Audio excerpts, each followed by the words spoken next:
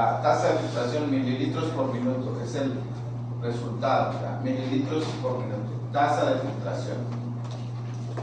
No les voy a pedir que hagan cálculos de tasa de filtración. Entonces, existen 4 mecanismos básicos para producir edema. 4 mecanismos básicos. Tienen que ver varios de ellos con las fuerzas de Starling, pero no todo es con fuerzas de Starling. Cada vez que vean edema tienen que pensar en uno o más de los siguientes mecanismos. El primero de ellos, aumento de PC. ¿Sí? Aumento de PC. Si la presión del líquido que está dentro del capilar aumenta, pues la suma de las fuerzas nos va a dar un valor más alto. Y eso va a favorecer la salida del líquido.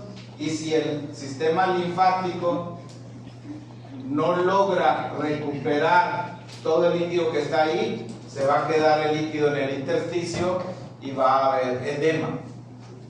El aumento de la presión hidrostática capilar. Por ejemplo, cuando hay insuficiencia cardíaca. De aquí van a venir las preguntas todas, porque es pura clínica. Insuficiencia cardíaca, vamos a decir del lado izquierdo. ¿Dónde se acumularía la sangre?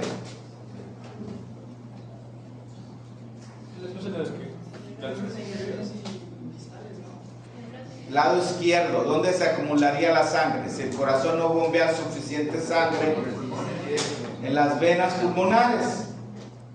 Y antes de las venas pulmonares, ¿qué están? Los capilares pulmonares. Y el líquido se sale, se queda en el intersticio y va a interferir con la difusión del oxígeno y el CO2. Eso se llama edema pulmonar.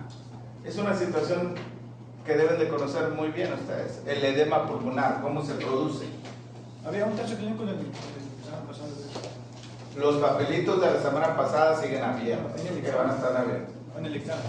No me acuerdo si había en el examen. Pero entonces, el primer mecanismo es aumento de PC. El segundo mecanismo es disminución de pi-C. Disminución de pi-C. ¿De qué depende pi-C? De las albúmina. Proteínas, principalmente ¿cuál? Albúmina. La albúmina. Ahí están. Estas proteínas están jalando líquido hacia el interior. Afuera también hay una que otra. Proteínas libres, no proteínas que formen la estructura ahí.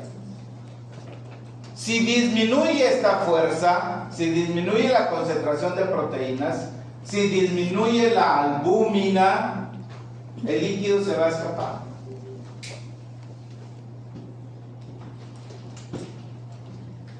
Va a producir edema. Eso se ve en enfermedades, por ejemplo, hepáticas. Enfermedad hepática. El hígado es el órgano donde se producen las proteínas del plasma. La mayor parte de las proteínas del plasma son producidas en el hígado. Si el hígado no funciona bien, si no produce suficiente proteína, baja pi-C y hay edema. Tercer mecanismo, aumento del coeficiente de filtración. Aumento del coeficiente de filtración. Hay sustancias como la histamina, por ejemplo, que se libera cuando hay una reacción alérgica, que aumenta la permeabilidad, o sea, aumenta KF. Recuerden que KF tiene que ver con permeabilidad. Hace que los poros sean más grandes y más fácilmente salen el líquido y todo lo que esté disuelto en él. aumento de KF. Quemaduras también puede aumentar el KF, cambio de temperaturas, etc. Y el último mecanismo es el bloqueo linfático. ¿Por qué el bloqueo linfático causa edema? ¿Cuál es la función del sistema linfático? Drenar, recoger el líquido que está en el intersticio. Si bloqueas el sistema linfático, pues el líquido se va a quedar en el intersticio. Sucede cuando hay daño a los vasos o a los ganglios linfáticos. Díganme una enfermedad en la cual hay edema por problemas linfáticos. Cáncer, se quitan por ejemplo los ganglios. Elefantiasis, otro. Infecciones, ¿como cuál?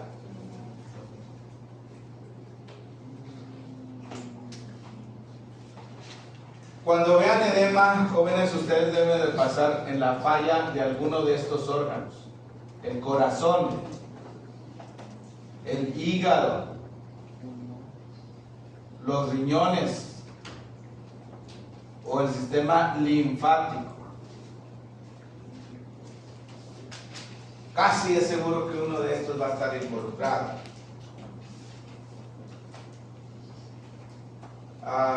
Puede ser corazón y vasos sanguíneos.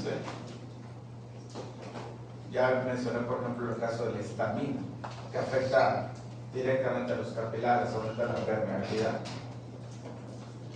Pero también produce vasodilatación, a más flujo y más presión hidrostática. Entonces, por favor, prestenle atención a esta, y allí hay ejemplos clínicos de cada uno de ellos. ¿Por qué puede aumentar la PC? Ahí está. Si el riñón falla, por ejemplo, retiene agua, sal, aumenta la presión hidrostática capilar. Si hay mucha aldosterona, la función de aldosterona es reabsorber el sodio. Entonces, Carpio, si reabsorbe sodio, ¿quién va detrás del sodio? Siempre hay alguien que persigue al sodio. El agua. El agua.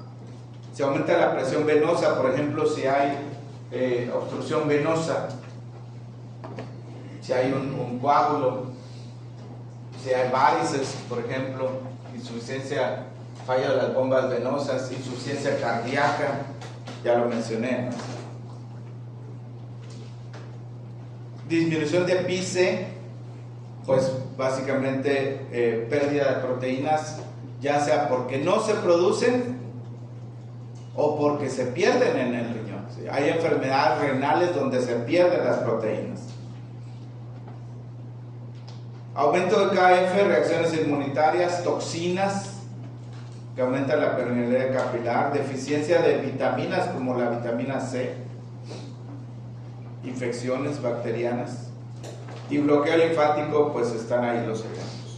Muy bien, voy a pasar lista, por favor ayúdenme haciendo así como han estado, silencio absoluto, porque voy a pasar en menos de 2 minutos, espero la asistencia. Alguien que me ayude aquí con el micrófono, lo detienen por favor. Y hoy es 2 de octubre, ¿verdad?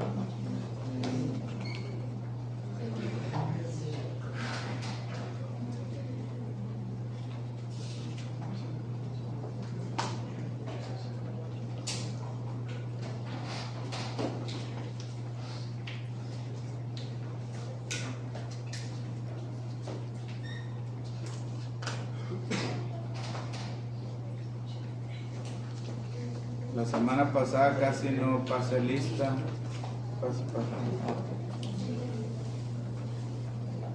Ahí va, por favor, hablen fuerte, si no los escucho es falta. Dariel.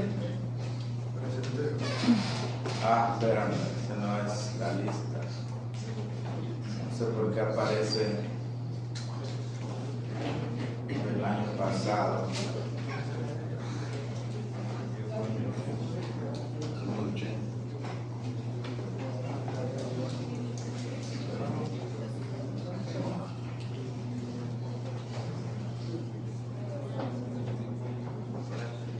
Dariel, Acosta, Aguilar, Aldana, Alemani, Alvarado, Álvarez, Arevalo, Báez, Bartolón, Cabrera, Presente. Carballo, Carpio, Castelán, Castillo, Chuayo, Cruz, De León, Domínguez, Flores Juárez, Flores Juárez, Flores Teles, García Pablo, García Torres, Garza, Gómez Arroyo, Gómez Domínguez, Góngora, González, Guerra, Gutiérrez, Guzmán. ¿Y qué nos garantiza que va a regresar? Haye. Haye. ¿Dónde está Haye? Hernández Camacho, Hernández Sánchez, Hernández Sinsun, Jiménez Espinosa, Jiménez Hernández, Jiménez Julio, Jiménez David, Notes, Ledesma, Presente. López Lázaro, López U, Marín, Márquez, Jorge. Jorge está fallando. Leslie, Alejandra. Martínez Hernández, Martínez Romero, Martínez Vela, Mata, Meso, Michel, Mireles, Mora, Morales Álvarez, Morales Toscano, Pascasio,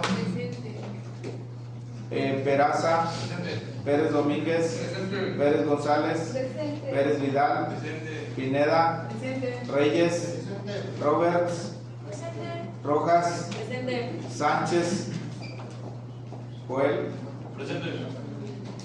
Santos, Semugechi, Solón, Torres Hernández, Torres Cepeda, Valencia, Vázquez Miranda, Vázquez Pérez, Velázquez. Aunque me digas tu apellido, necesito pronunciarlo como unos 100 veces para aprendérmelo. Williams y Zavala. Oye, todos estuvieron presentes, ¿verdad? Sí, Muy bien. efectivamente. No. John David no vino, ¿verdad? Y Jorge Márquez. Listos. Vamos a hablar ahora de el flujo sanguíneo. El flujo sanguíneo. Tenemos 20 minutos muy adecuados. Hay órganos o estructuras que tienen dobles circulaciones. ¿Por qué están allá?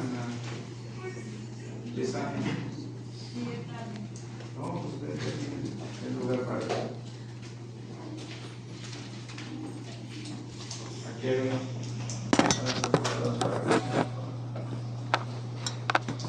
El hígado, por ejemplo, recibe sangre arterial, arteria hepática rama D.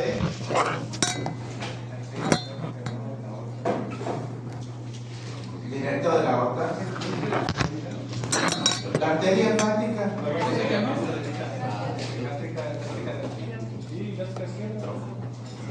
Okay. Bueno, también recibe sangre a través de la vena porta. O sea, sangre venosa, sangre arterial. El pulmón recibe sangre arterial y sangre venosa. La sangre arterial es desoxigenada. Perdón, la sangre de la arteria pulmonar es desoxigenada y la sangre de la arteria bronquial es oxigenada. Yo dije arterial y venosa, no, las dos son arteriales. Dos arteriales. ¿Cómo definimos una arteria y una vena? ¿La arteria qué tipo de sangre lleva? ¿Oxigenada o desoxigenada? Las arterias Todas las arterias llevan sangre oxigenada, excepto la pulmonar y La umbilical. pero ¿cómo definimos una arteria? Pues de dónde va. Del corazón hacia otros órganos, ¿ok? Y las venas retornan. Entonces, el pulmón recibe sangre arterial, doble sangre arterial. Fíjense bien cómo está estructurado en la irrigación sanguínea al pulmón. Tenemos sangre que va hacia la zona de conducción y sangre que va hacia la zona respiratoria. ¿Quién provee la sangre hacia la zona de conducción? Luisa Guerra, ¿quién provee sangre hacia la zona de conducción? Las arterias bronquiales. Ahí está, ahí dice. ¿O no dice? Hacia la zona de conducción, la sangre es por las arterias bronquiales. Bronquiales, ramas de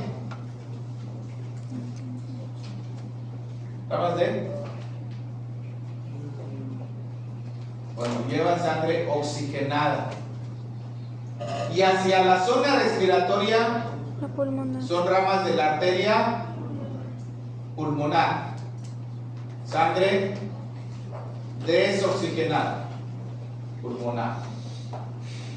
Desoxigenada. Pues hace sentido, ¿no? Si va hacia la zona respiratoria donde recién se va a oxigenar, van a ser ramas de la arteria pulmonar. Y ahí está perfectamente. Ahora, fíjense, en la salida se junta la sangre que pasó por la zona respiratoria y por la zona de conducción, se juntan y forman hay un cortocircuito. Cortocircuito, ¿recuerdan este concepto? Ahorita voy a volver a hablar de ventilación y perfusión. Pero el cortocircuito entonces reduce ligeramente la presión del oxígeno, porque la sangre que sale aquí está bien oxigenada y esta está desoxigenada. Pero la sangre por la vena pulmonar es mucho mayor que por las arterias broncopulmonares. Ahorita se las voy a mostrar. Así que doble riego sanguíneo arterial, desoxigenado y oxigenado, y en la salida, en las venas se juntan, hay un cortocircuito. El flujo sanguíneo, recuerden que por la arteria pulmonar es igual al gasto cardíaco. La circulación pulmonar almacena sangre, ya saben que se puede distender bastante, recibe el mismo flujo que la circulación sistémica, tiene menos presión, las presiones son 10 veces menores que la circulación sistémica, tiene menor resistencia, o sea, más fácilmente pasa la sangre, y esto tiene que ver con dos fenómenos, un fenómeno que se llama reclutamiento y otro distensión. ¿Cuál es la diferencia? ¿Qué diferencia ven entre estas dos figuras? Lo que está arriba sería, digamos, una situación inicial. Si es una línea, quiere decir que ese vaso sanguíneo está cerrado. ¿Qué pasa en reclutamiento? Los vasos sanguíneos, vamos a ponerle el número 1, 2, 3, 4, 5, 6 vasos sanguíneos. Los vasos 2 y 4 estaban cerrados y aquí ¿cómo están? Abiertos. Reclutamiento, llamar. Y el segundo fenómeno para reducir la resistencia es la distensión. ¿Qué pasó con los vasos sanguíneos que ya estaban abiertos? Se abrieron todavía más, ¿verdad? Hay dilatación, distensión. Es un fenómeno para reducir. Tienen mayor densidad de capilares. Ahorita les voy a mostrar una figura, la densidad de los capilares. Pues es un espacio más pequeño. Tienen que acomodar el mismo flujo de sangre, el mismo volumen de sangre que bombea el corazón del lado derecho pasa por el lado izquierdo. Y algo muy importante, cuando hay disminución del oxígeno en cualquier tejido, la respuesta es dilatación. Ese es un tema que quedó pendiente de fisiología cardiovascular. Cuando hay hipoxia, hay vasodilatación. Esa es la respuesta normal en cualquier tejido. Pero en los vasos sanguíneos pulmonares, ¿cuál es la respuesta a la hipoxia? Lo contrario. ¿Qué es lo contrario de vasodilatación? Vasoconstricción. Si no hay oxígeno en esa zona, la sangre no pasa por el pulmón, favoreciendo que la sangre se desvíe a zonas que sí están oxigenadas. Entonces, en cualquier vaso es vasodilatación en respuesta a hipoxia, pero en el pulmón la respuesta a la hipoxia es vasoconstricción. Miren, no sé si a ustedes les gustan las preguntas de excepto en los exámenes. ¿De qué? Que el maestro pone todo excepto. No deberíamos de poner los maestros ninguna pregunta de excepto. Qué bueno. No deberíamos. ¿Para qué? Así no es la vida. Pero las cosas que son excepciones, que naturalmente son excepciones, sí deberíamos de preguntarlas. Yo les puedo preguntar, todos los vasos sanguíneos en nuestro cuerpo se constriñen en respuesta a hipoxia, excepto se dilatan en respuesta a hipoxia, excepto los pulmonares. Porque esa excepción sí es importante que la sepan, no una excepción artificial en una pregunta. Miren, esto es muy importante. El cortocircuito es pequeño. Ahí tenemos la arteria pulmonar. Trae mucho más sangre que las arterias bronquiales. ¿A qué zona va la arteria pulmonar? A la zona respiratoria. ¿Y las arterias bronquiales? Zona de conducción. Zona de conducción, allá lo puse también. Después de que pasan por sus respectivas zonas, la sangre se junta en una sola vena, la vena pulmonar. Las venas broncopulmonares pasaron por zonas donde no se oxigenó la sangre. Les voy a mostrar exactamente dónde ocurre el cortocircuito. Aquí hay sangre oxigenada por la vena pulmonar y sangre desoxigenada por la vena broncopulmonar. ¿Entre qué se forma el cortocircuito? ¿Entre cuáles venas? Pulmonar y broncopulmonar. Los que están acá les voy a señalar también. Aquí es donde ocurre el cortocircuito. Reduce ligeramente la presión de oxígeno en las venas pulmonares, porque las venas pulmonares están recogiendo sangre oxigenada. Sangre oxigenada.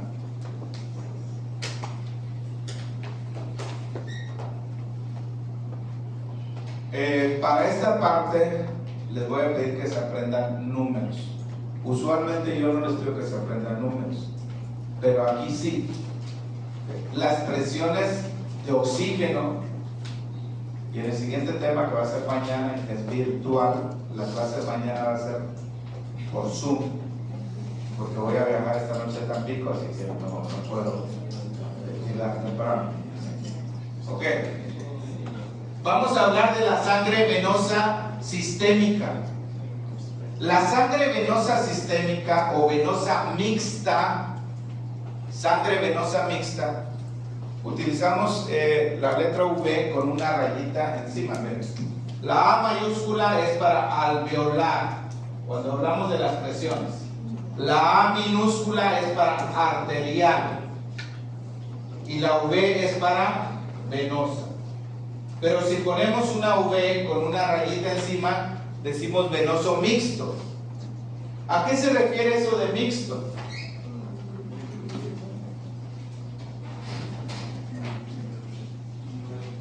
¿A dónde regresa la sangre de todo nuestro cuerpo excepto los pulmones? ¿A qué cavidad, Farid? Regresa la sangre de todo tu cuerpo excepto la de los pulmones. ¿Qué cavidad? Es una pregunta de anatomía. ¿A qué cavidad regresa? Aurícula derecha. La vena cava inferior, la vena cava superior. Cuando la sangre llega a los diferentes órganos, esos órganos extraen oxígeno. Algunos órganos extraen más oxígeno y otros menos oxígeno. O sea, las presiones venosas, por ejemplo, la presión de la vena renal, la sangre llega al riñón por una arteria y sale por una vena.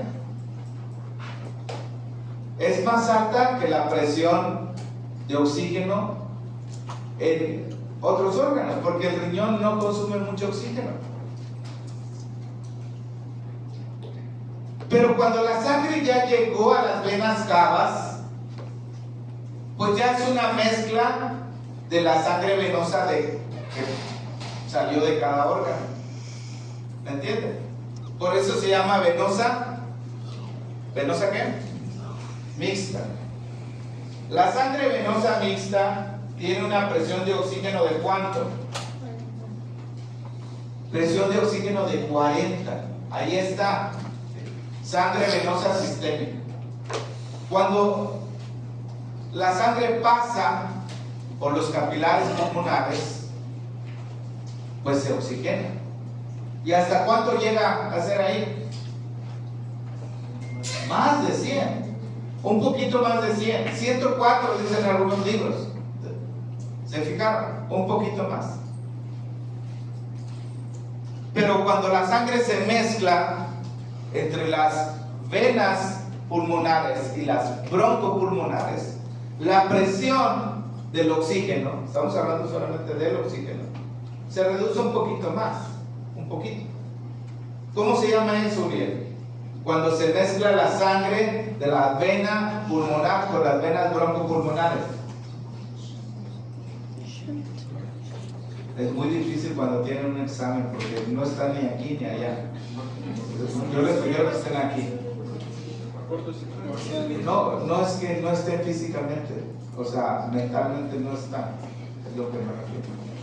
Se llama cortocircuito. Cortocircuito. Sí, eso. Entonces, se reduce un poquito de 104 a 100, 99. Y después va por los capilares sistémicos. Y ahí, pues todos los órganos captan el oxígeno. ¿Y cuánto regresa nuevamente? Esta es la misma que acá, a 40. Entonces, ¿cómo está variando la presión del oxígeno? Lo más bajo en las venas, venosa mixta, es 40. Lo más alto en los capilares pulmonares, 104. Pero lo que llega por la vena pulmonar a la aurícula izquierda, digamos que es 100. Para ponerle un número, realmente es un poquito menos, pero 100. Presiones de oxígeno. Aprenda a hacer estos valores, por favor. Básicamente es 40 y 100.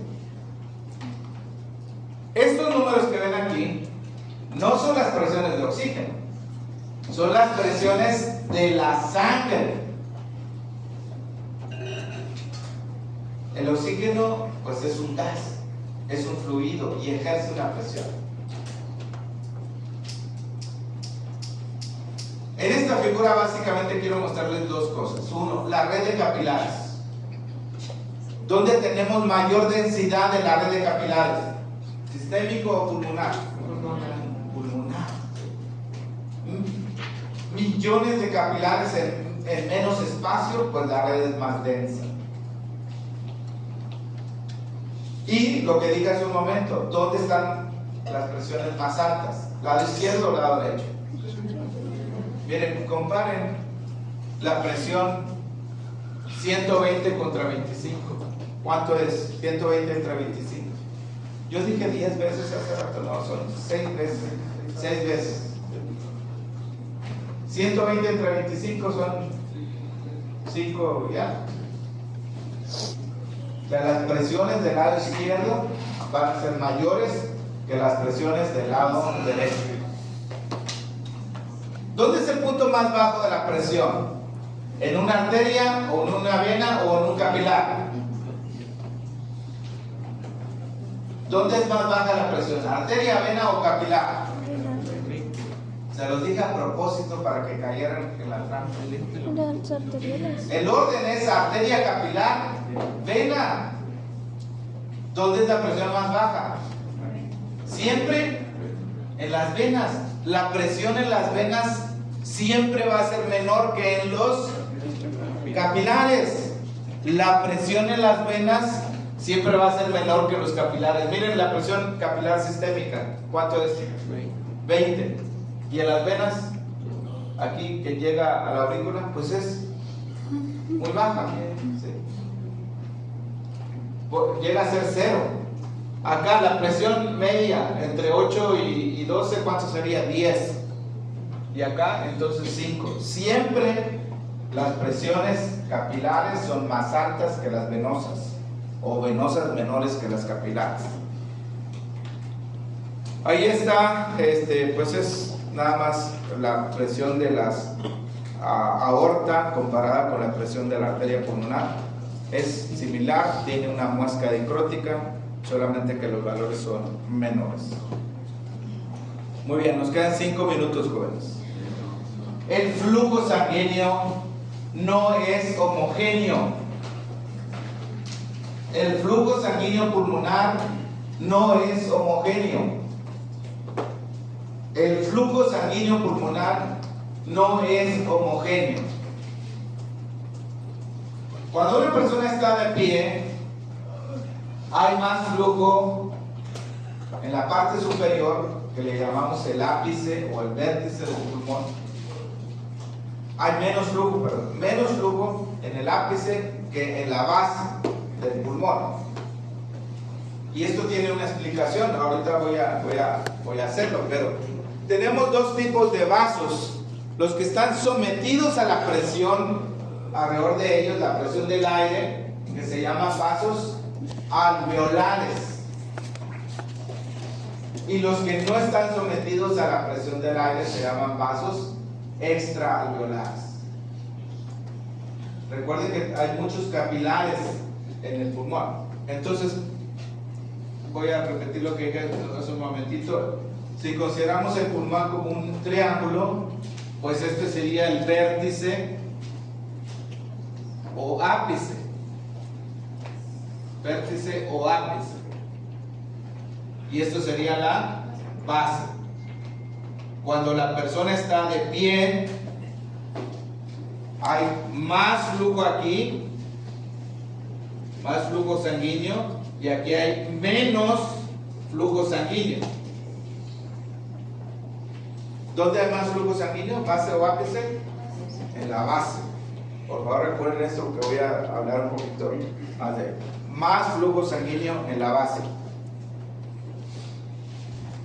Estamos hablando de los vasos alveolares. Miren, creo que esta figura es muy clara. ¿Por qué hay más flujo sanguíneo en la base que en el ápice? La presión del aire que está en los alveolos va a comprimir los vasos alveolares, los capilares.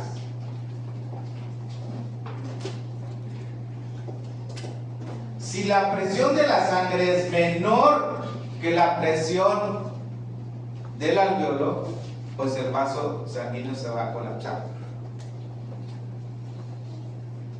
Tenemos 3 zonas de flujo. ¿Cuáles son? 1, 2 y 3. ¿Ok? 3 zonas de flujo. En la zona 1, PA es mayor que PA. ¿Cuál A y cuál A?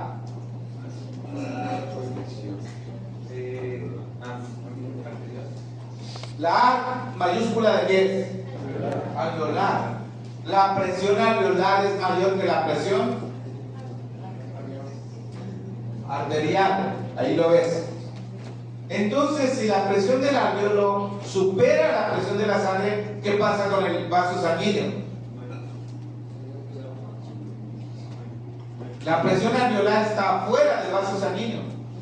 Pues lo colapsa, lo comprime.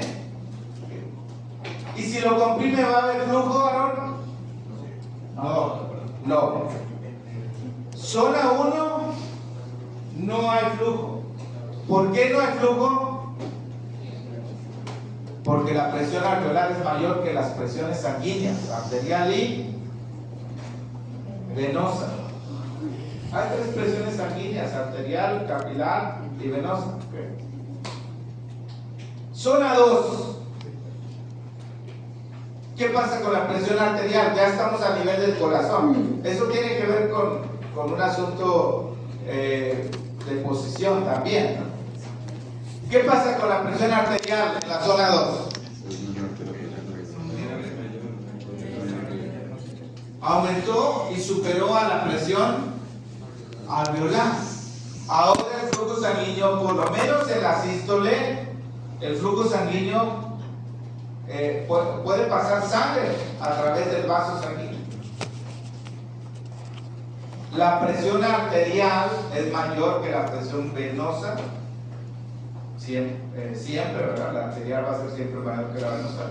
Pero en este caso la arterial supera al alveolar y por lo tanto hay un flujo cuando la arterial es mayor. El tipo de flujo en la zona 2 es intermitente. Cuando la presión arterial es mayor que el alveolar, tenemos flujo. Pero en la diástole, cuando la presión cae, la alveolar va a ser mayor que la arterial, entonces ya no hay flujo. O sea, en sístole hay flujo y en diástole no hay. Eso estoy queriendo decir con intermitente. Y en la zona 3, ¿cómo es el flujo? Continuo. Flujo continuo. ¿Por qué el flujo es continuo en la zona 3? Porque la presión arterial Tanto la arterial como la venosa, en cualquier parte del ciclo, son mayores que la alveolar. Vamos a resumir. Zona 1, no hay flujo. Zona 2, zona 2, ¿cómo era? Flujo intermitente. Y zona 3, flujo continuo. Muy bien, pueden salir, por favor.